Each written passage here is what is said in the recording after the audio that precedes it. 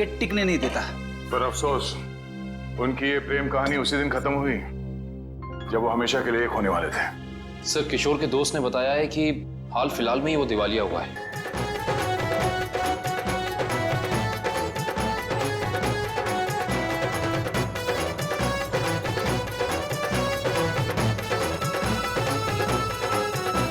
किशोर, तुम ठीक तो हो ना?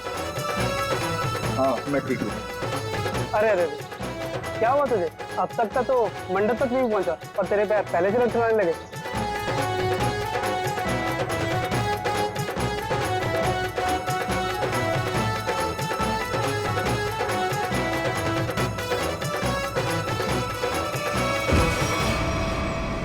ओ नो! अरे अरे, कोई एम्बुलेंस को बुलाओ जल्दी। किशोर उठो, आंखें खोलो। अरे कुछ पानी तो लाओ यार। कोई फायदा नहीं, किशोर मर चुका है।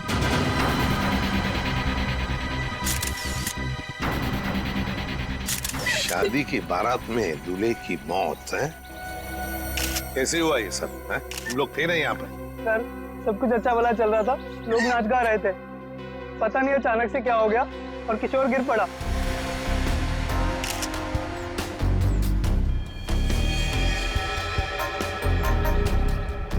अभी दिख रहे हो ना, आंखों के नीचे सब पीला हुआ है।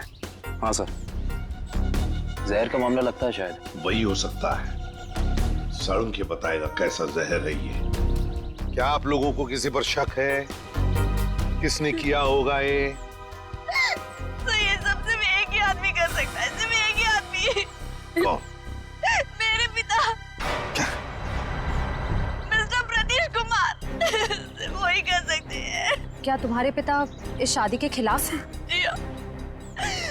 वो नहीं चाहते थे कि हमारी शादी हो, क्योंकि ये उनकी तरह अमीर नहीं था ना। उन्होंने तो हमें धमकी भी दी थी कि अगर हम लोग उनके खिलाफ जाकर शादी करेंगे तो वो इसे मार देंगे। देखो, तुम्हारे पिताजी आए हैं शादी में? वो यहाँ पर नहीं है, लेकिन उन्होंने जरूर किसी को भेजा है मेरे किशोर को मारने के लिए। जरूर किसी को पैसे दिए।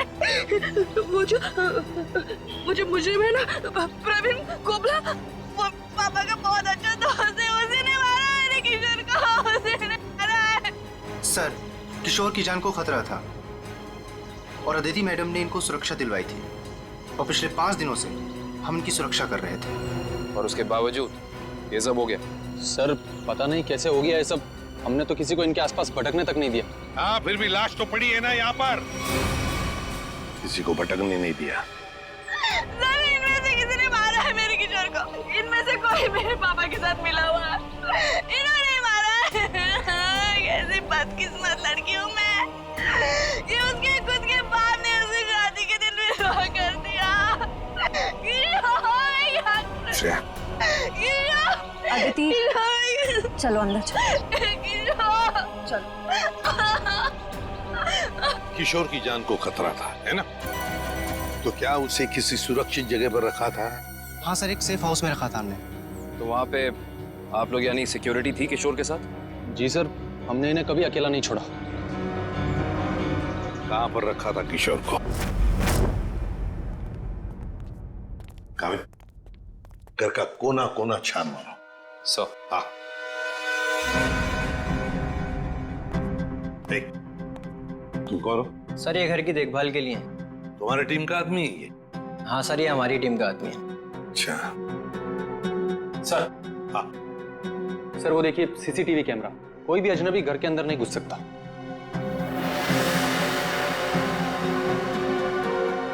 हाँ, मगर कोई तो आता होगा घर में किशोर से मिलने। कोई दोस्त या कोई रिश्तेदार? नहीं सर, सिवाय अदिति जी के और कोई भी नहीं। अच्छा, खाने का डब्बा कौन लेकर आता था? सर, किशोर का खाना अदिति ही लेकर आती थी और चाय वगैरह वो खुद बना लेते थे। मतलब सिर्फ अदिति ही आती थी इस घर में? सर, अंदर चेक कर लिए। इस घर में जबरदस्ती या चोरी छिपे घुसने का कोई सबूत, कोई निशान नहीं मिला है।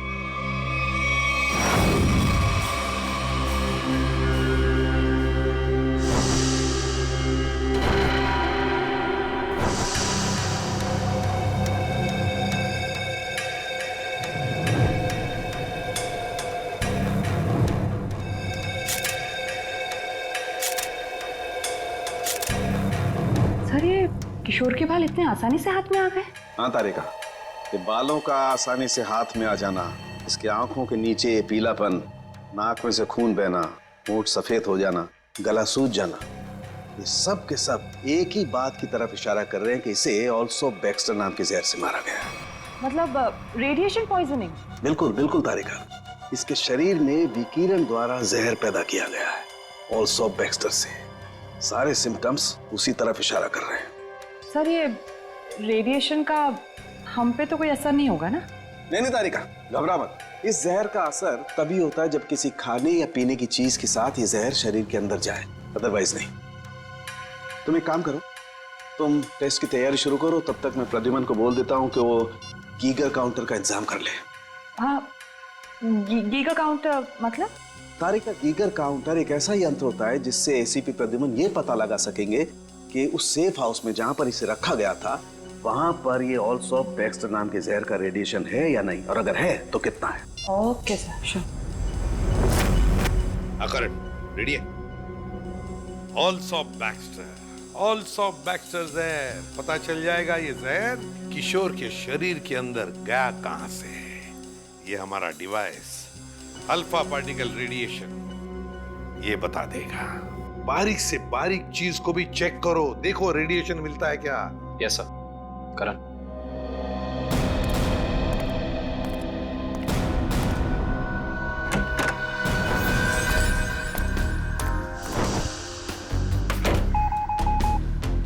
एक बात बताओ, क्या किशोर एक ही खाने के डिब्बे में से खाना खाता था, एक ही टिफिन में से?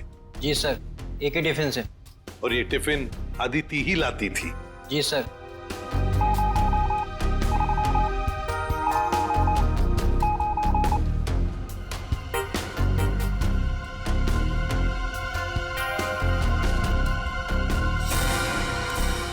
सर, हाँ? पूरा किचन चेक कर लिया सर, ये रेडिएशन कहीं भी नहीं मिला। कहीं पर भी कोई भी रेडिएशन नहीं? No sir. अरे साळुंखे साहब, आपने वो क्या यंत्र बताया था आपने? Geiger counter? हाँ, गीगर काउंटर। एसीपी साहब ने पूरे सेफ हाउस में इस्तेमाल किया, उसको अच्छी तरीके से चेक किया, मगर वो रेडिएशन का तो नामो निशान तक नहीं था। अरे ये कैसे हो सकता है? नहीं नहीं, ये तो नामुमकिन है, कोई गलती हो गई है इस यंत्र को इस्तेमाल करने में। गलती कैसे हो सकती है सर? सर कहीं गलती आप, मेरा मतलब है कि हो सकता है कि वो जहर मामूली जहर हो। एक बार टेस्ट की रिपोर्ट आ जाने तो सचिन, फिर पता लगेगा कि गलती हमसे नहीं हुई है। हवा में बात नहीं करता doctor Salunkhe, you understand that? X-ray दिखाओ इन्हें। एक मिनट, एक्सरे दिखाओ।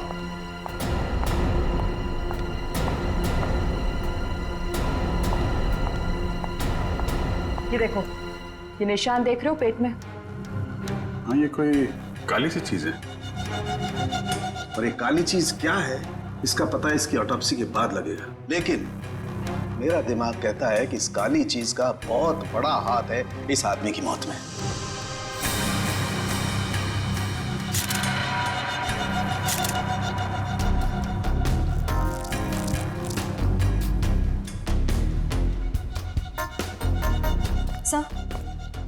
सर ये देखिए, ये बॉटल अंदर बेडरूम में टेबल के नीचे छुपा कर रखी गई थी। है क्या इस बॉटल में? काविन सर, काम करो, चेक करो इसे, देखो इसमें रेडिएशन मिलता है क्या, पता तो चले जहर है भी या नहीं।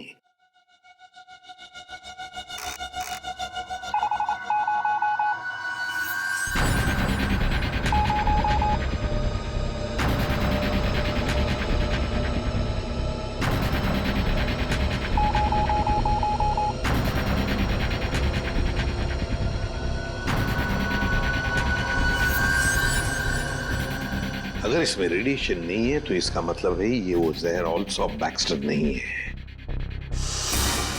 तो तुम लोग जानते हो क्या चीज है ये? नहीं सर।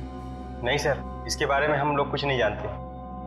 काविन, काम करो, शादी में जितने भी लोग आए थे, जितने भी लोग, उन सब से पूछताछ करो, एक एक करके पूछताछ करो अच्छी तरह से, यहां तक कि आदिति से भी पूछताछ करो। बचे आदिति के पिता प्रतीश कुमार।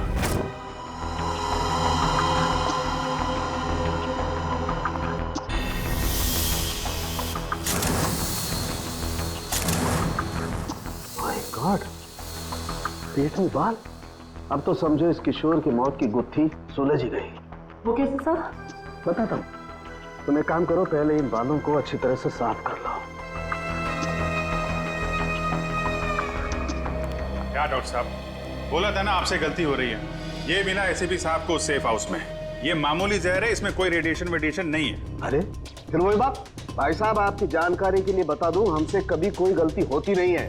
किशोर की मौत की वजह ऑल्सो बैक्स्टर नाम का जहर ही है। सर, जिद की भी एक हद होती है। अगर ये किशोर ऑल्सो बैक्स्टर से मरा है तो आपका वो जो यंत्र था, वो गीगर काउंटर, उसने इसमें रेडिएशन क्यों नहीं पकड़ा? इसमें रेडिएशन हो भी नहीं सकता है, क्योंकि भाई साहब जहर इसमें नहीं है। जहर यहाँ है इसके पेट में। जिसके पेट में बाल थे उसमें जहर। बाल में जहर? हाँ, तुम याद है ना, इसके पेट का एक्सरे दिखाया था तुम्हें, उसमें एक काली सी चीज थी। हाँ, वो काली सी चीज दरअसल इसके पेट में बालों का एक गुच्छा था, और उन बालों के गुच्छे में ऑल्सो बैक्स्टर नाम का जहर था, जिसकी वजह से इसकी मौत हुई। सर सब कुछ समझ में नहीं आ रहा है। हाँ, कोई बाल कैसे खा सकता है? गलती से पेट में चले गए, और वैसे भी इसके बाल झड़ रहे थे ना। नहीं सचिन, वो बाल किशोर के नहीं, वो बाल किसी और के हैं।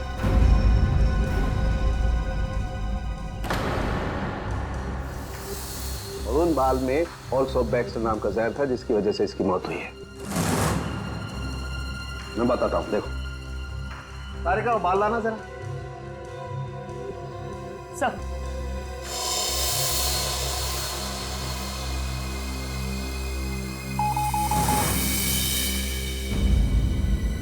देखा, बाल में जहर है। एक मिनट। तो आप ये कहना चाहते हैं किशोर शिकार हुआ किसी और के सिर के बाल से, जो उसके पेट में गया, और चूंकि बाल जहरीला था इसलिए मर गया बेचारा ये। एग्जैक्टली। तो फिर उस आदमी के शरीर में भी तो जहर होगा जिसका ये बाल है। यकीनन। My God. अच्छा, ये बाल इसके पेट में कब गया? कितने दिन पहले? लगभग 7-8 दिन पहले। मतलब उसे प्रोटेक्शन मिलने से पहले? मैं बताता हूँ डिटेल में, आओ।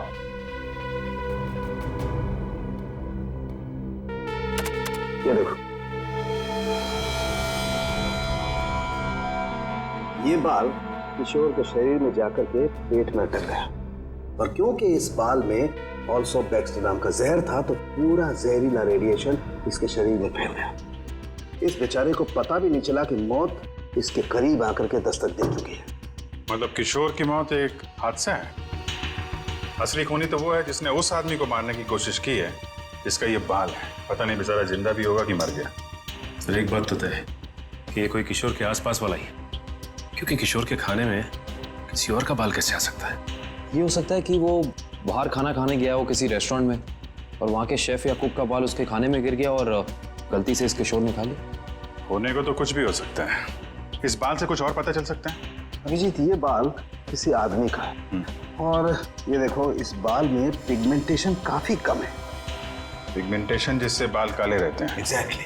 मुझे लगता है इस आदमी की उम्र 40 से 45 साल की होगी। देखो, इस बाल की जड़ें सफेद हैं। अरे डॉक्टर साहब, जो इसके पेट से बाल निकले हैं वो तो सारे काले हैं। हेयर डाई का मतलब समझते हो ना, उसी का कमाल। ओह, अच्छा सर, ये ऑल्सो बैक्स्टर, ये तो बहुत ही खतरनाक जहर है, तो आसानी से तो मिलता नहीं होगा। बिल्कुल नहीं मिलता। अभिजीत, एक काम करो, पता लगाओ कि हाल ही में किसी एटॉमिक लैब से ये जहर चुराया तो नहीं गया। अगर ये पता लग गया दोस्त, हम खूनी तक पहुंच जाएंगे। करेक्ट। सर, इस बोतल में तो जहर ही है, पर एक बात समझ में नहीं आ रही कि कोई अपनी पसंद की लड़की से शादी करने से पहले खुद की जान क्यों ले रहा? हो सकता है कि किशोर डरा हो इस बात को लेके कि कहीं अदिति के पिता के गुंडे उसे पकड़ न ले, और उसने ये सोचा हो कि क्यों ना जहर खाकर खुद में अपनी जान देता। सोचने वाली बात यह है कि किशोर के पेट में बाल गया 1 हफ्ते पहले, जब वो अपने पुराने घर में था। तो हमारी अगली मंजिल है किशोर का पुराना घर। अच्छी तरह से तलाश लो घर की, देखो क्या मिलता है। सर, किशोर और अदिति के प्यार ने एक बार फिर से साबित कर दिया कि सच्चा प्यार जात पात या अमीरी गरीबी जैसी चीजों को अपने आगे टिकने नहीं देता। पर अफसोस, उनकी ये प्रेम कहानी उसी दिन खत्म हुई जब वो हमेशा के लिए एक होने वाले थे। सर, किशोर के दोस्त ने बताया है कि हाल फिलहाल में ही वो दिवालिया हुआ है, और तभी से उसकी हालत ऐसी तंग हो गई। पर सवाल ये उठता है कि किशोर के पेट में वो जहरीला बाल गया कहां से?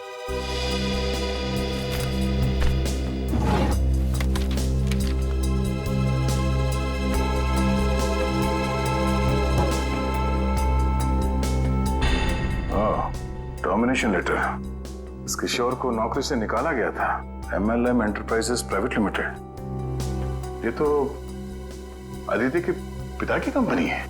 सर सर हाँ बेटी, बासी खाना है। एक मिनट।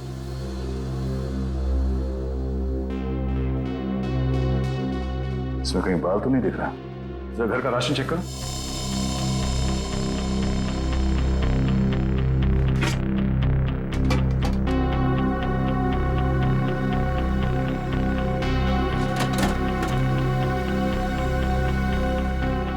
नहीं सर, इस घर में जरा सा भी राशन नहीं है कहीं भी।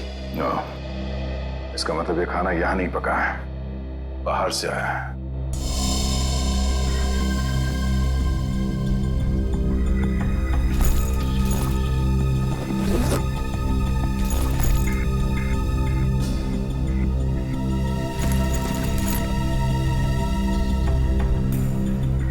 बस टिकट्स?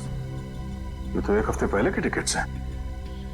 ये किशोर तिलक नगर जाता था, मतलब उसी समय जब उसके शरीर में वो जहर चला गया।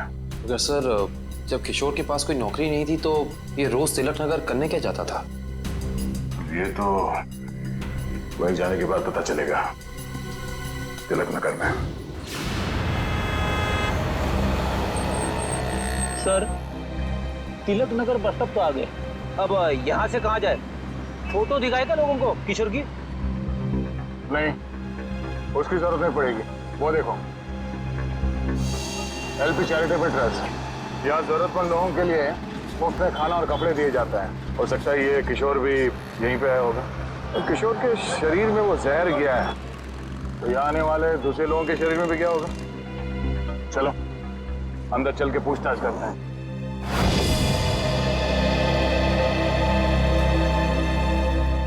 एक्सक्यूज मी, हम लोग CID से। यह मैनेजर कौन है? जी मैं ही हूँ सर, अविनाश। पर यहाँ पे CID का क्या काम? इसे पहचानते हैं आप? किशोर नाम है इसका। सर ये तो अक्सर आता था यहाँ खाना खाने, पर कुछ दिन से नहीं आ रहा। सर इसे क्या हुआ? किसी ने इसका खून कर दिया। क्या? खून? और आपको ये बात जान के धक्का लगेगा कि इसकी मौत की वजह आपके यहाँ खाए खाने से जुड़ी हुई है। जी क्या मतलब?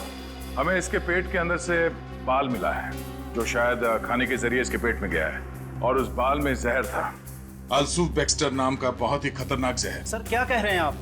हम तो बहुत सावधानी बरतते हैं लोगों को खाना देने से पहले। ये हमारा बावर्ची है, इससे आप पूछ सकते हैं। अब ये बताइए कि किसी और ने भी शिकायत की थी खाने में बाल होने की? हाँ सर, कुछ शिकायतें आई तो हैं।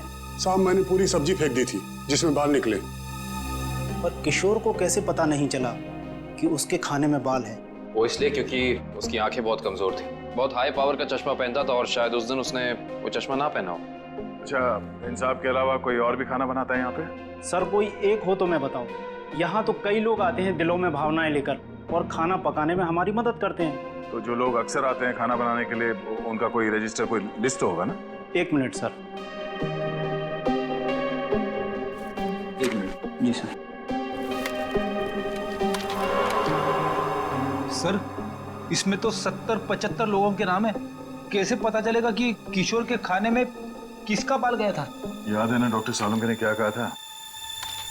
उस आदमी की उम्र 45-50 साल है और वो बालों को डाई करता है। 45-50 साल और बालों को डाई करता है? और शायद उसकी तबीयत भी अभी खराब होगी, क्योंकि उसके बालों में जहर है, तो वो जहर उसके शरीर में फैल गया होगा। हाँ साहब, वो शायद रमेश जी ही होंगे, इसलिए कि जो आप उम्र बता रहे हो जो उनकी थी। और साहब वो भी बाल रंगते थे और करीब करीब साहब वो एक हफ्ते से यहाँ आए भी नहीं। रमेश, हाँ जरा उसका एड्रेस देना हमें।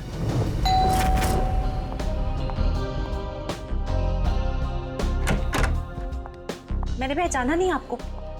एक्सक्यूज मी, हम लोग CID से। CID? CID का क्या काम मेरे घर पे?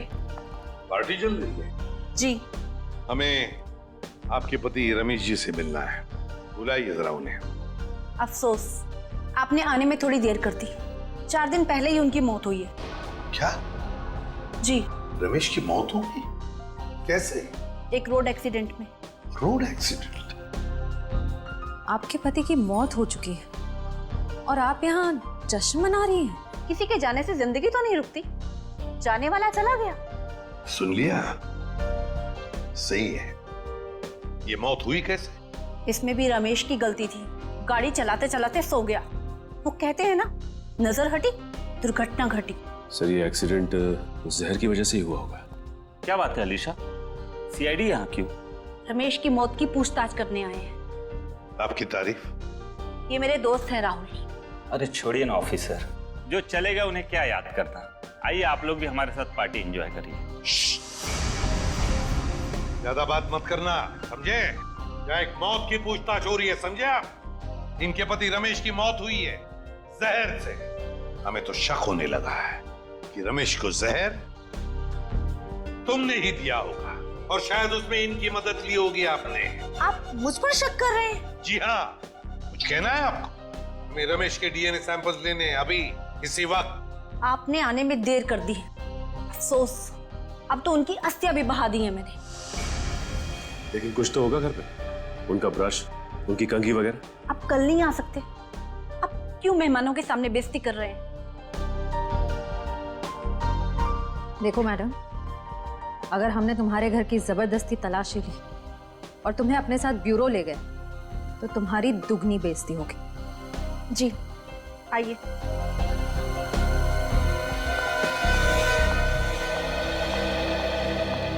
ये रहा रमेश का ड्रेसिंग टेबल और ये रहा उसका कॉम।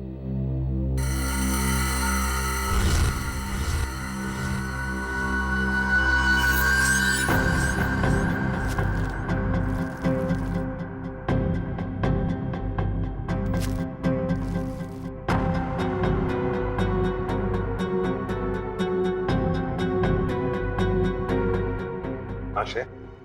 सर हेयर ब्रश मिला है, इस पे कुछ बाल भी है। ये ID. RAC nuclear research centre. Alisha ji, आप RAC न्यूक्लियर रिसर्च सेंटर में काम करती हैं? जी हाँ। अच्छा सर, ये ऑल्सो बैक्स्टर, ये तो बहुत ही खतरनाक जहर है, तो आसानी से तो मिलता नहीं होगा। बिल्कुल नहीं मिलता। अभिजीत, एक काम करो, पता लगाओ कि हाल ही में किसी एटॉमिक लैब से ये जहर चुराया था। सर उनके सामने रिसर्च सेंटर के बारे में बताया था, याद है? अलीशा जी,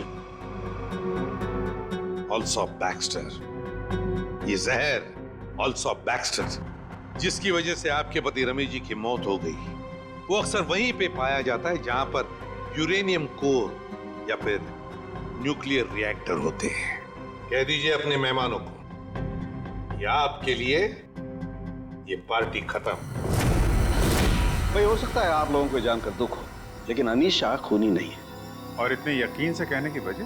क्योंकि रमेश का खून हुआ ही नहीं है। वो बेचारा तो वाकई एक्सीडेंट में मारा गया। अरे लेकिन उस लिस्ट में सर 40-45 साल का यही एक आदमी था, रमेश। क्योंकि उस वक्त मुझे मालूम नहीं था कि पिगमेंटेशन की वजह जहर नहीं है, उम्र नहीं है, बल्कि पिगमेंटेशन की वजह है ड्रग्स और केमिकल्स। अब ये नया चक्कर क्या है सालों के साथ?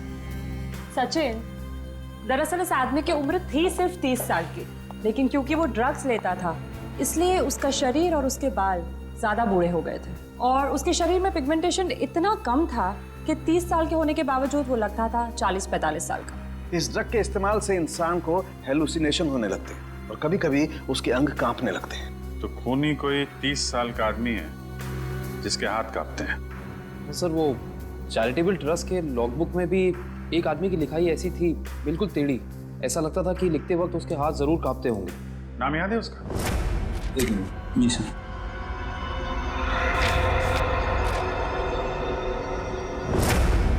हाँ सर, निशांत कुमार।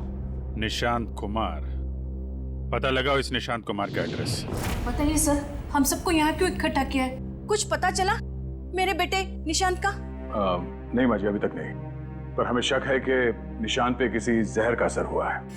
क्या? वहाँ संभालिए अपने आप को। आपको इस बात का पता कैसे चला? हमने कहा ना, हमें शक है, यकीन नहीं है। आप ये बताइए, ये निशांत है कहाँ?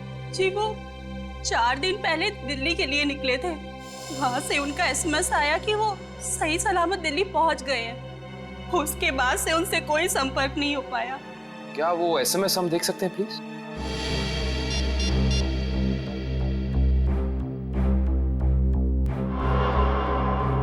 अच्छा, आपने उस होटल में पता करने की कोशिश की जहाँ पे निशांत ठहरने वाला था? हाँ, मगर होटल वालों ने तो कहा वो वहाँ आए ही नहीं। हमने एयरलाइंस में भी पता किया, लेकिन वहाँ से पता चला कि उन्होंने कोई फ्लाइट पकड़ी ही नहीं। मतलब निशांत दिल्ली गया ही नहीं, झूठ बोला उसने आप लोगों से? मुझे तो कुछ भी समझ नहीं आ रहा है कि ये सब हो क्या रहा है। संभालो अपने आप।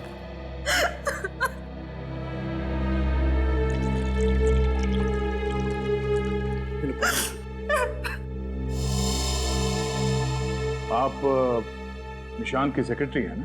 जी सर, मैं उनकी सेक्रेटरी सूजी हूँ। उसने अपने शेड्यूल में कहीं लिखा था कि वो दिल्ली जाने वाला था? नहीं तो। सर, निशांत ने ऐसा पहले कभी किया है? सर वो आप कुछ कहना चाहती हैं? नहीं नहीं।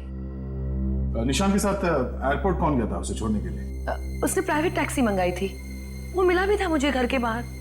मुझे तो बड़ा ठीक ठाक लग रहा था।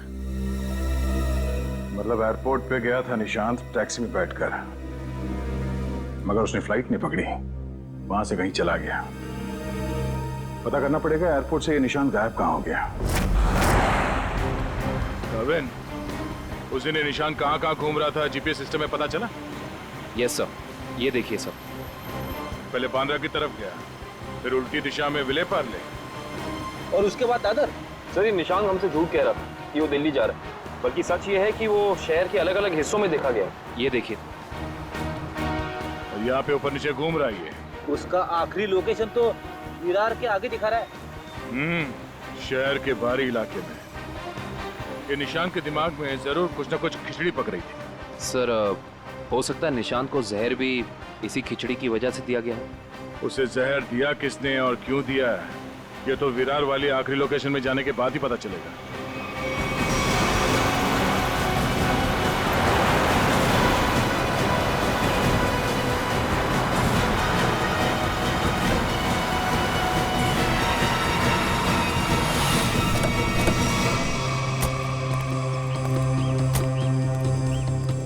ये है वो जगह जहां आखिरी बार निशांत के मोबाइल ने जीपीएस नेटवर्क पकड़ा था। अजीब बात है ना सर, कोई भला अपनी फ्लाइट मिस करके ऐसी जगह पे क्यों आएगा?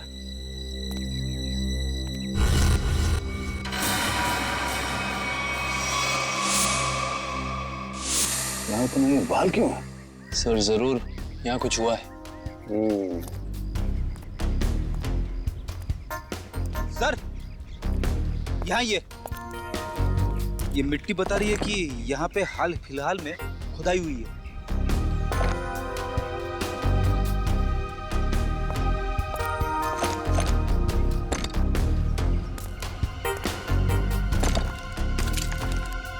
सारी जगहों को खोदो जल्दी।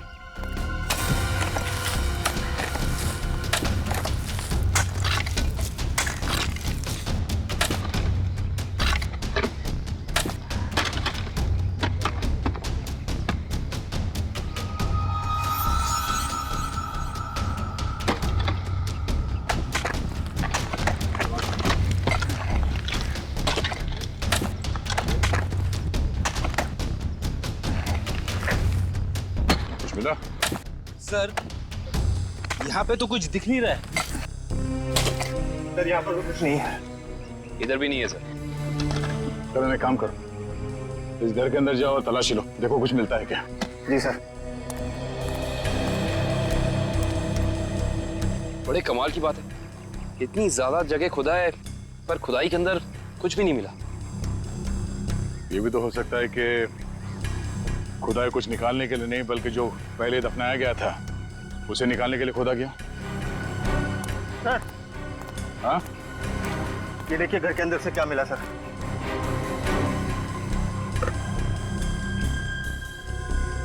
तो इस इसका मतलब है ये निशांत अपने नशे की बुरी लत को यहाँ पे आके पूरा करता था।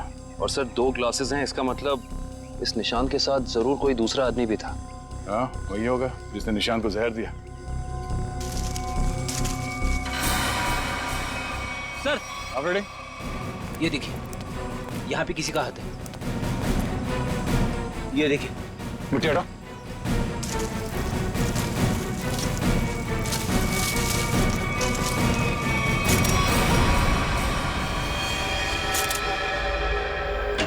सर, पता चल गया है कि निशांत शहर में यहाँ वहाँ क्यों घूम रहा था। ड्रग्स की तलाश में। हेचू ने बताया कि ड्रग्स की तलाश में वो सभी डीलर से जाके मिला इस इलाके के। और वो जहर एल्सॉप बैक्स्टर, वो कहाँ से चोरी हुआ, कुछ पता चला? यस सर, अगेस्ट्योल इलाके के एक रिसर्च लैब से। हाँ, मगर ये चोरी क्यों हुई और किसने की ये अभी तक पता नहीं चल पाया सर। डॉक्टर साहब, ये निशांत ये कितने दिन पहले मरा है? 4 दिन हो गए इसकी मौत को। 4 दिन पहले? अब ये क्या बात कर रहे हैं सर आप? 3 दिन पहले इस आदमी ने SMS भेजा अपनी वाइफ को। सोचना भी मत अभिजीत कि हम लोगों से गलती हुई है। बॉस, इसकी लाश पर से मुझे कीड़े मिले, वो कीड़े जो इंसान के मरने के बाद उसके शरीर पर पाए जाते हैं, जिन्हें मैगट्स कहते हैं। और इन कीड़ों ने लाश के ऊपर जो अंडे दिए हैं वो 4 दिन पुराने हैं। इसका मतलब बात साफ है, इसकी मौत को 4 दिन हो चुके हैं। मतलब निशांत ने अपनी पत्नी को SMS नहीं भेजा है, किसी और ने भेजा है, शायद उसके खूनी ने। लेकिन खूनी ने ऐसा किया क्यों होगा? ताकि ये लोग पुलिस में इसके गायब होने की रिपोर्ट न लिखाएं और उसे थोड़ा और वक्त मिल जाए वो चीज ढूंढने के लिए जिसकी वजह से वो सारे गड्ढे खोद रहा था। एक बात और अभिजीत, उस आदमी की निशांत के साथ मरने से पहले हाथापाई हुई है। ये देखो, इसकी गर्दन पर यहाँ दाईं तरफ कुछ खरोंच के निशान है और यहाँ बाईं तरफ ये चोट के निशान है।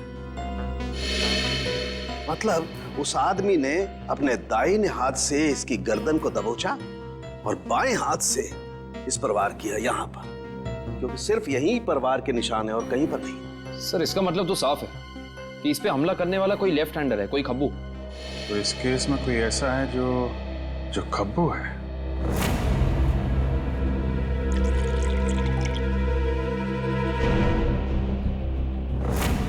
सर, दीपक निशांत का दोस्त?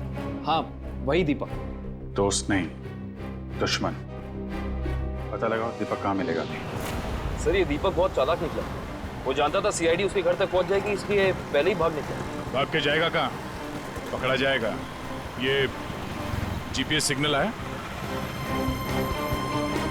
यस सर, सामंत नगर दिखा रहा है। सामंत नगर? वो तो यहाँ पास में ही। सर, वो सिग्नल यही हमारे आसपास दिखा रहा है, हमारी तरफ ही आ रहा है सर, लगभग 500 मीटर की दूरी पे। चलो, बहुत अच्छी बात है, उसका यही इंतजार करते हैं। Yes sir. कहाँ है लोकेशन? ये क्या सर? सर, उसका सिग्नल गायब हो गया सर, अभी तक था, अब नहीं। ये टैप खराब हो गया क्या? जल्दी से कुछ करो वरना दीपक हमारे हाथ से निकल जाएगा। आ गया सर, पर कुछ अलग है सर। ये सिग्नल अब बता रहा है कि उसने T2 सिग्नल क्रॉस कर लिया। T2 नाका? पर वो तो सड़क के उस तरफ 1 किलोमीटर दूर है, पीछे की तरफ। मुझे तो लगता है दीपक ने किसी आत्मा से लिफ्ट ले ली होगी और उसकी अदृश्य गाड़ी में बैठकर गायब हो गया होगा। ओह, अब समझ में आया। वो यहाँ से सबवे से उस तरफ गया, वहां से शायद किसी बाइक या टैक्सी रिक्शा में बैठ के T2 नाका पहुंच गया। चलो T2 नाका पहुंचते हैं।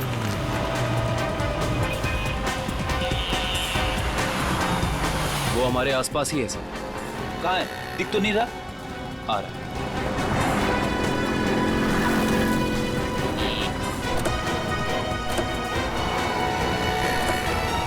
कहीं जाने की जल्दी है? कहाँ जा रहे हो? सर आप लोग? हाँ? कहीं नहीं, घर जा रहा हूँ। बैग में क्या? बैग में कुछ नहीं है सर। खोलो। सर कपड़े हैं सर। बैग खोल। दिखा। सर कुछ नहीं है बैग में सर। सर कपड़े ऐसे होते हैं?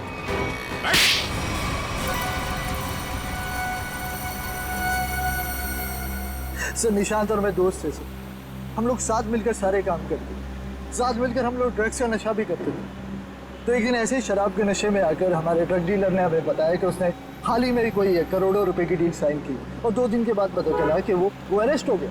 तो तुम दोनों ने प्लान बनाया कि कैसे वो करोड़ों रुपए तुम्हारे हो जाए, क्यों? हाँ, हम लोग उस ड्रग डीलर के अड्डे पे गए और पैसे मिल भी गए थे सर हमें, लेकिन निशांत की नीयत बदल गई। वो सारा पैसा अकेले हड़पना चाहता था। फिर? और मुझे बिना बताए उसने जहाँ हम लोगों ने पैसा छुपाया था वहाँ से पैसा निकाल भी लिया। और मुझे पता था सर ये सब वो सेक्रेटरी सूजी के साथ भागने के लिए कर रहा। और इस बातों पर हमारा बहुत बार झगड़ा भी हुआ सर। बता मेरे पैसे कहाँ पर? दीपक मेरी बात तो सुनो। देख मैं तुझे बोल रहा, मुझे तेरी कोई बात नहीं सुननी है। मुझे सिर्फ इतना बता मेरे पैसे कहाँ पर है। तू ऐसे नहीं मानेगा, नहीं मानेगा तू ऐसे। अब बताता है तू एक और, बताएगा कि नहीं बताए? नहीं बता दे मेरे पैसे कहाँ पर है। निशांत, निशांत, निशांत। मैंने सर उसको जानबूझकर नहीं मारा है सर, मैंने जानबूझकर नहीं मारा है। मैं उसको सिर्फ पूछ रहा था मुझे बता दे पैसे कहाँ पर है, बता दे मुझे पैसे कहाँ पर। गलती से मौत हुई है सर उसकी, मैंने उसको नहीं, मैं खूनी नहीं हूँ सर, मैंने किसी को नहीं मारा सर। बकवास मत कर, खून खून होता है, जानबूझ के किया जाए या फिर गलती से हो। फिर तुमने निशांत के फोन से प्रिया को एसएमएस किया ताकि तुम्हें और टाइम मिले पैसे ढूंढने में? हाँ, मैंने निशांत की लाश को दफना दिया और आसपास पैसे ढूंढने की कोशिश भी की। और जब मुझे पैसे मिल गए मैंने सोचा कि मैं नई जिंदगी शुरू करूंगा। नई जिंदगी शुरू करेगा तू, शुरू करेगा, मगर जेल में।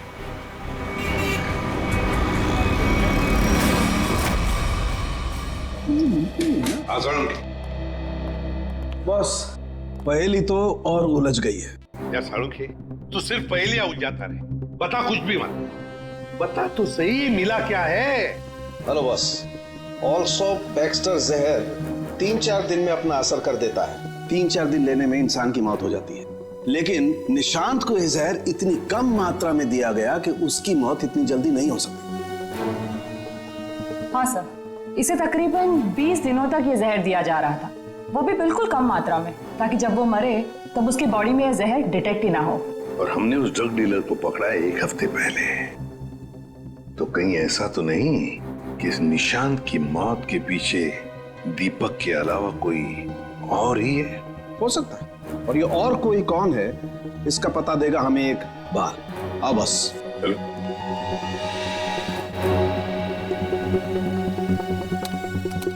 बस इंसान का बाल हर महीने तकरीबन 1.5 सेंटीमीटर बढ़ता है। जिस दिन इस निशांत को जहर दिया गया, इस जहर ने बाल पर अपना निशान छोड़ दिया। ये देखो, ये डॉट। और हर रोज निशांत को एक निश्चित मात्रा में जहर दिया गया और हर रोज उस जहर ने अपना निशान बाल पर छोड़ दिया, सिवाय ये 23 तारीख और 24 तारीख। हाँ, और 25 से फिर से देना शुरू कर दिया। सर 23 और 24 तारीख को निशांत का पूरा परिवार शहर से बाहर गया था। हाँ श्रेया, 23 और 24 को निशांत का पूरा परिवार शहर से बाहर गया था। निशांत शहर में ही था और निशांत को 23 और 24 को जहर नहीं दिया गया था। इसका एक ही मतलब हो सकता है कि निशांत को जहर देने वाला उसके परिवार का ही कोई है। लेकिन सर, निशांत के परिवार में तो बहुत सारे लोग हैं, उन्हीं तक पहुंचेंगे कैसे? सचिन, अब खूनी के पास हम नहीं जाएंगे, वो खुद हमारे पास आएगा। सर, आपको कुछ पता चला कि निशांत का खून किसने किया है? हाँ, पता चल गया है, और मुझे यही है इस कमरे में हमारे बीच।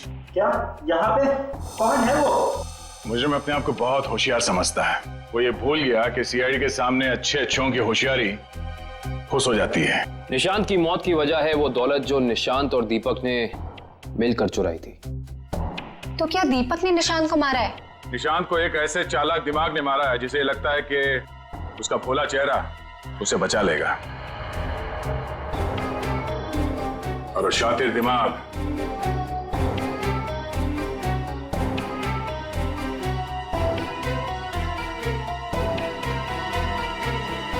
तुम हो। ये क्या कह रहे हैं आप? मैंने किसी का खून नहीं किया है। झूठ मत बोलो। अब ये भी जानते हैं कि तुमने वो जहर कहां से चुराया। अपना ड्रामा बंद कीजिए सूजी जी, जहाँ निशांत मारा गया हमें वहां से आपके बाल मिले। जरूर कोई मुझे फंसाने की कोशिश कर रहा है। मैं निर्दोष हूँ। दिव्या, गिरफ्तार कर लो इसे। छोड़ दीजिए मुझे, मैंने कुछ नहीं किया। इसे सजा कानून नहीं, इसे एक पत्नी देगी। मैं छोड़ूंगी नहीं इसे। दिव्या, इसे सजा अदालत ही देगा। अब तो आप लोगों को पता चल गया होगा कि सीआईडी और फॉरेंसिक साइंस के सामने कोई मुजरिम छुप नहीं सकता। हमारे पास फॉरेंसिक लैब में वो डीएनए सैंपल है। कल उस डीएनए सैंपल के टेस्ट के बाद पता चल जाएगा कि वो मुजरिम सूजी ही है।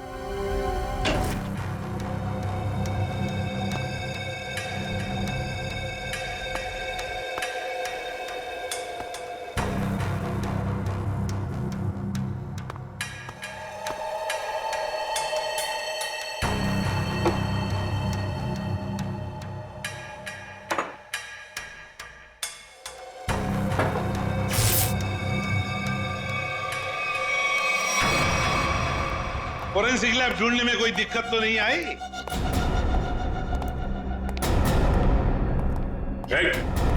भागने की कोशिश भी मत करना। तुम्हें क्या लगा ये बच्चों का खेल है? हमें पहले से ही पता था कि सबूत चुराने के लिए तुम जरूर आओगे, और आ गए। लेकिन एक बात तुम्हें पता नहीं कि सबूत कोई था ही नहीं। मुंह दिखाई हो जाए सर इनकी। नेकी और पूछ-पूछ।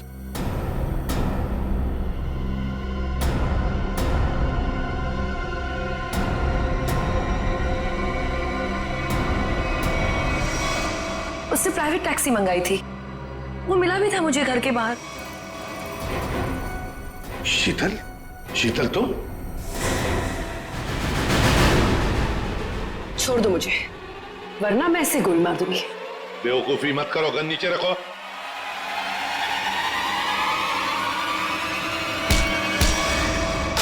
सीआईडी को मारना तेरे बस की बात नहीं है।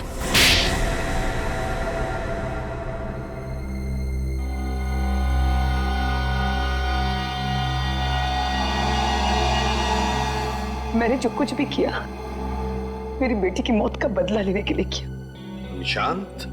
निशांत को क्यों मारा? क्या तुम्हारी बेटी की मौत में निशांत का हाथ था? हाँ, उसे ड्रग्स की लत लग गई थी। 2 साल पहले वो ओवरडोज से उसकी मौत हो गई थी। मुझे वही ड्रग्स निशांत के घर से मिली। तो तुम अच्छी तरह से समझ गई थी कि तुम्हारी बेटी को ड्रग्स की लत में डालने वाला कोई और नहीं बल्कि निशांत है। हाँ, आज वो अगर जिंदा होती ना तो बिल्कुल तुम्हारी उम्र की होती। उसकी भी शादी हो रही होती, जिंदगी में कुछ करके वो भी कुछ बन रही होती। निशांत ने ऐसे कुछ नहीं होने दिया, सब बर्बाद कर दिया निशांत ने, सब बर्बाद कर दिया। फिर मैंने सोच लिया कि मैं निशांत को मार डालूंगी, और मैंने उसे आहिस्ता आहिस्ता वो पॉइजन देना शुरू कर दिया। मैंने कहीं पढ़ा था कि ये स्लो पॉइजन इतनी आसानी से शरीर में मिलता नहीं है। जहर पाया कैसे तुमने? कहां से चुराया? मैंने उस लेबोरेटरी के असिस्टेंट से पहले दोस्ती कर ली, उसके बाद पैसों का लालच देकर खरीद लिया। बहुत गलत किया तुमने। शीतल, तुम्हारी बेटी के साथ जो कुछ भी हुआ सही नहीं हुआ। हमें अफसोस है उस बात का, लेकिन इसका मतलब ये नहीं कि तुम कानून को अपने हाथ में लो। हमारी मदद ले सकती थी तुम। तुम्हारे ऐसे करने से 2 मासूम लोगों की जानें चली गई। कानून तुम्हें कभी माफ नहीं करेगा। तुम्हें कड़ी से कड़ी सजा होगी, शायद फांसी।